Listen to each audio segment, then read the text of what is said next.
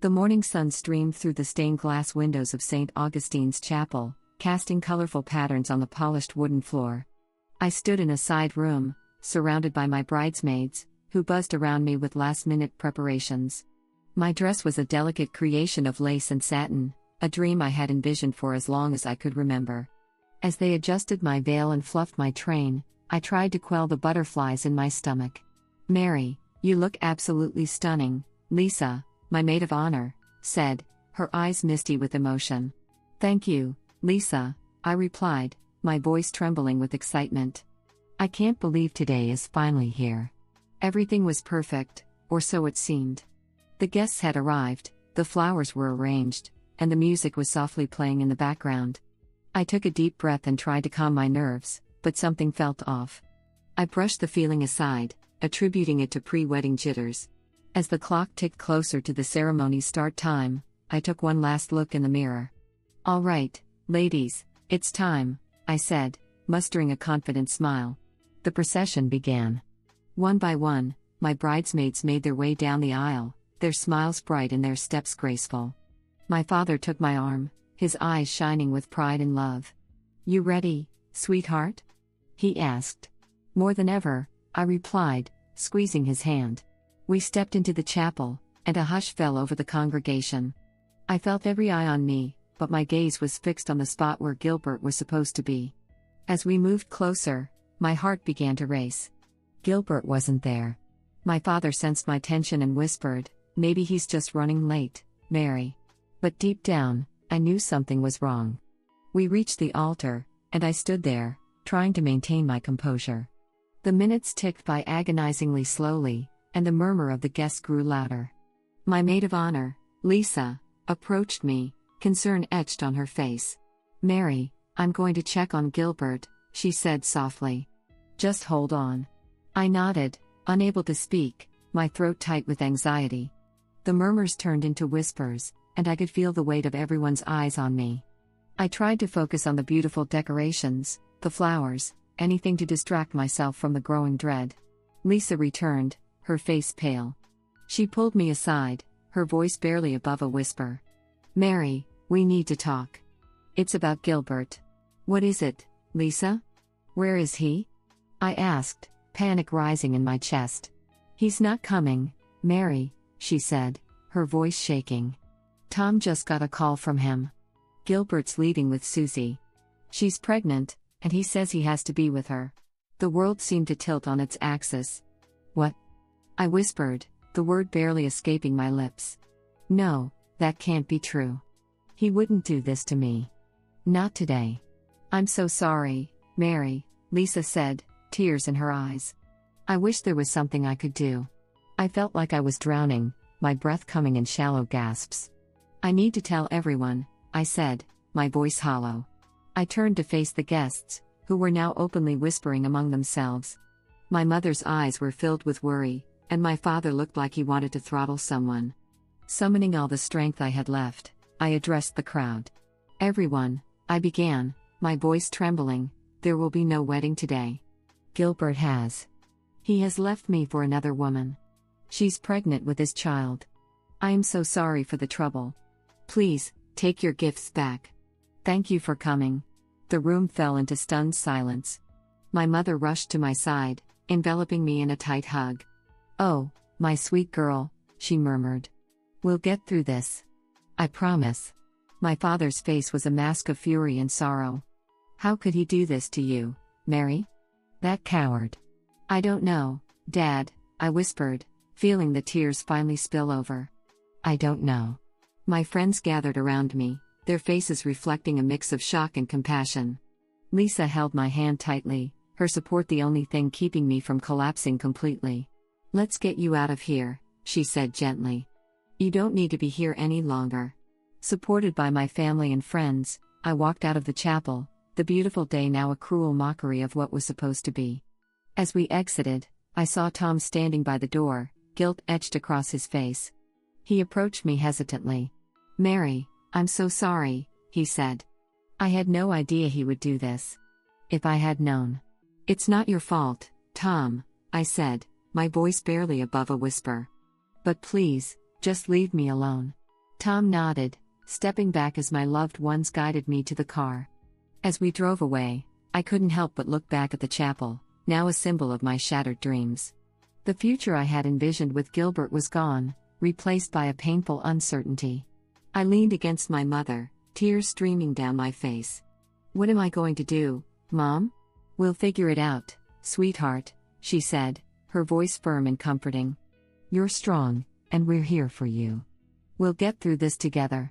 As the car drove away from the chapel, I realized that my life would never be the same. The betrayal had cut deep, but surrounded by my family's love, I knew that somehow, I would find a way to heal. The days following the wedding that wasn't were a blur of tears, sleepless nights, and unanswered questions. I moved back in with my parents, unable to face the emptiness of the apartment I had shared with Gilbert. My mother, ever the nurturer, ensured I was never alone, while my father's protective presence provided a quiet strength. The betrayal had left a gaping wound in my heart, but I was determined not to let it define me. Weeks turned into months. With the unwavering support of my family and friends, I began to piece myself back together. One particularly hard day, I sat in the living room, staring blankly at the TV. Lisa arrived, her presence a welcome distraction. "Hey, Mary," Lisa said gently, sitting next to me. "How are you holding up?" I shrugged, not taking my eyes off the screen. "Some days are better than others. Today's just one of those bad days." Lisa nodded, understanding. "I know it's tough, but you're stronger than you think. Remember when we were kids, and you broke your arm? You were so brave, didn't even cry. You've got that same strength now, Mary." I managed a small smile, the memory a brief light in the darkness. "Thanks, Lisa. I never thought he could do something like this.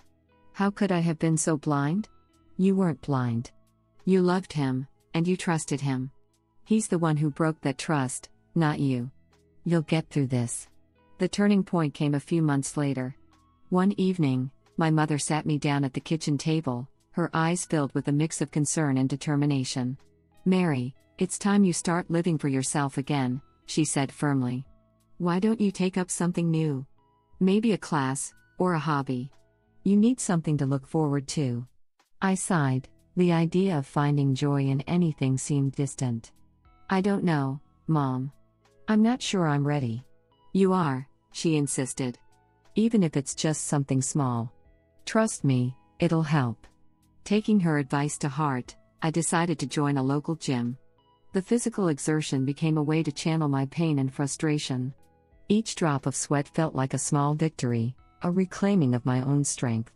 One afternoon at the gym, after a particularly grueling workout, I ran into an old friend from high school, Ben. He was at the front desk, chatting with the receptionist. He turned and noticed me, his face lighting up with recognition. "Mary? Is that you?"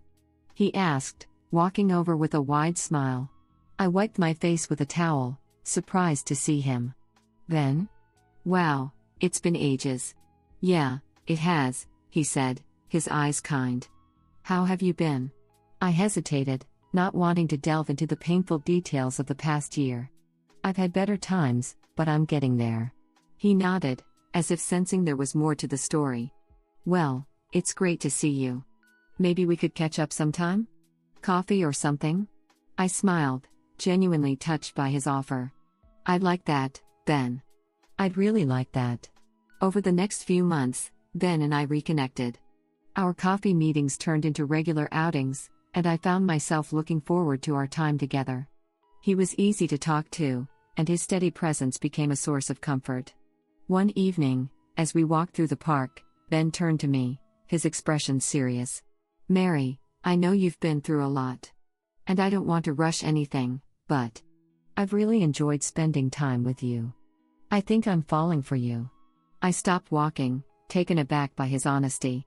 "Ben, I don't know if I'm ready for a relationship. My heart's still healing." "I understand," he said softly. "I'm not asking for anything more than what you're willing to give. I just wanted you to know how I feel." His words were like a balm to my wounded heart. "Thank you, Ben. Your friendship means the world to me. Let's just take it one day at a time." As the seasons changed, so did my heart. Ben's patience and unwavering support allowed me to heal at my own pace. One evening, as we sat on a bench overlooking the river, I realized just how much he had come to mean to me. "Ben, I've been doing a lot of thinking," I began, my voice steady. "You've been incredible, and I'm so grateful for you. I think I'm ready to give us a chance." He turned to me, his eyes shining with hope. "Really?" I nodded, a smile breaking through. "Really? I've realized that not everyone is like Gilbert. You've shown me that there are good people out there, and I don't want to let fear hold me back anymore." Ben took my hand, his touch warm and reassuring. "I promise, Mary, I'll never hurt you. We'll take it slow, whatever you need." As we sat there, watching the sun set over the river, I felt a sense of peace I hadn't known in a long time. Gilbert's betrayal had shattered me, but with Ben's help, I was beginning to piece myself back together. And for the first time in what felt like forever, I was hopeful for the future. Gilbert's life with Susie began with the intoxicating rush of new love and the impending arrival of their child. They moved to a new state, far from the judgmental eyes of their former lives, and attempted to build a fresh start. However, as the initial excitement waned, the cracks in their relationship began to show. Living in a small apartment, far from the supportive network of family and friends, Susie and Gilbert struggled to adjust. The financial pressures of impending parenthood weighed heavily on Gilbert, who worked long hours to make ends meet. Meanwhile, Susie's pregnancy brought a whirlwind of emotions and complications. One night, the stress came to a boiling point. "Gilbert, we need to talk," Susie said, her voice trembling as she stood in the doorway of their cramped living room. Gilbert looked up from his laptop, tired and irritable. "What is it now, Susie?" "I'm exhausted." Susie took a deep breath, trying to steady herself. "I need you to be more present. I'm carrying our child, and I feel like I'm going through this alone." He rubbed his temples, frustration evident in his expression. "I'm doing the best I can. You think I like working these long hours? It's for us, for our future." "That's just it, Gilbert," Susie replied, her eyes welling up with tears. "I don't feel like we have a future. We're constantly arguing, and you're never here." Their arguments spiraled into a heated exchange, each word adding fuel to the fire. The once passionate love they shared was now buried under resentment and unmet expectations. Over time, the tension became unbearable, and they began to drift apart. The breaking point came one evening when Susie received a visitor from her past. Gilbert arrived home to find a man standing in their living room, speaking in hushed tones with Susie. The tension in the air was palpable. "Who the hell is this?" Gilbert demanded, his eyes narrowing at the stranger. Susie looked panicked, glancing between the two men. "Gilbert, this is Blake. He's an old friend." Blake stepped forward, his demeanor calm but firm. "Actually, Gilbert, I'm more than just an old friend. I'm the father of Susie's child." Gilbert's world spun as the words sank in. "What are you talking about? Susie, tell me this isn't true." Susie's silence was deafening. She looked down, unable to meet Gilbert's eyes.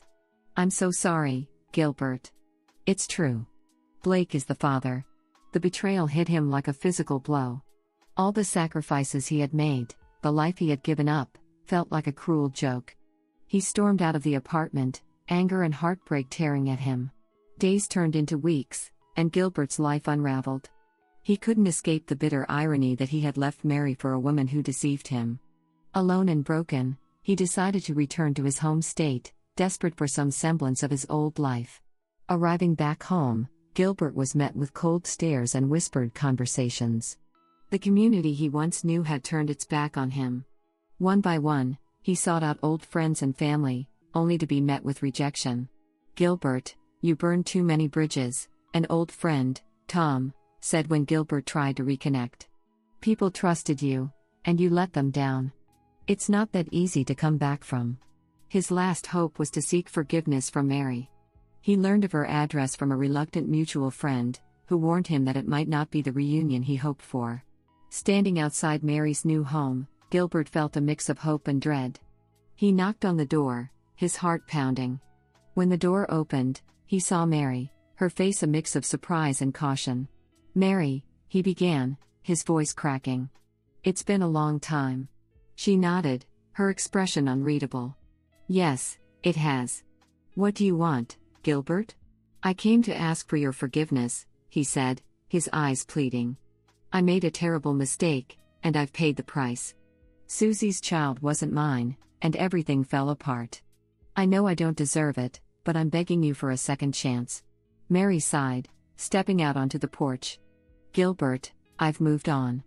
I've forgiven you for what you did, but I don't love you anymore.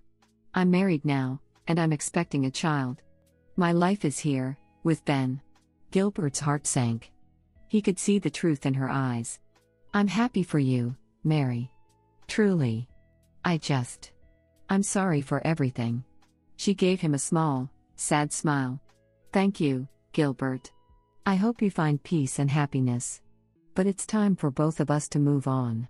With that, she gently closed the door, leaving Gilbert standing alone on the doorstep. The weight of his choices settled heavily on his shoulders. He walked away, knowing he had lost Mary forever.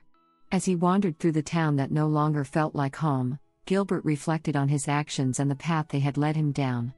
The pain of betrayal had come full circle, and he was left to face the consequences alone.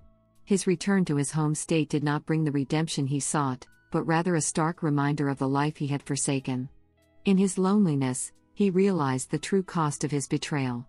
Gilbert's downfall was complete, and he was left to navigate the remnants of his shattered world. If you like this story, please subscribe, like, click the bell, and leave a comment. Thank you in advance.